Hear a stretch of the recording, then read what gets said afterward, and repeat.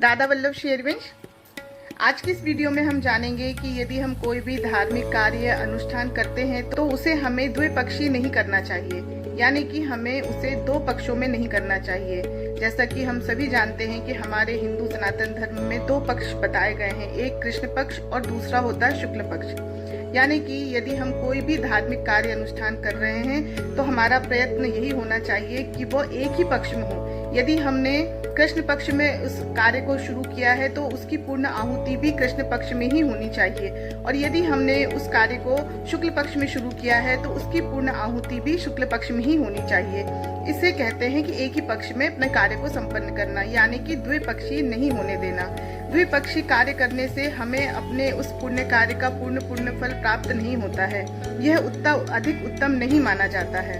पर इसके अलावा यदि कोई धार्मिक कार्य या अनुष्ठान ऐसा है जो 1 महीने तक चलने वाला है, मासिक अनुष्ठान है, तो उसमें इस बात का विचार नहीं है, इस बात का कोई निषेध नहीं है। आप उसमें फिर दो पक्षों का विचार नहीं होता है, क्योंकि वह दोनों ही पक्षों में पूर्ण रूप से चलेगा, इसलिए उसमें कोई निषेध या उसके फल में कोई अंतर नहीं होता है। कोई भी भगवत कार्य जब तक पूर्ण विधि विधान से नहीं किया जाता है तब तक उसका पूरा फल प्राप्त नहीं होता है।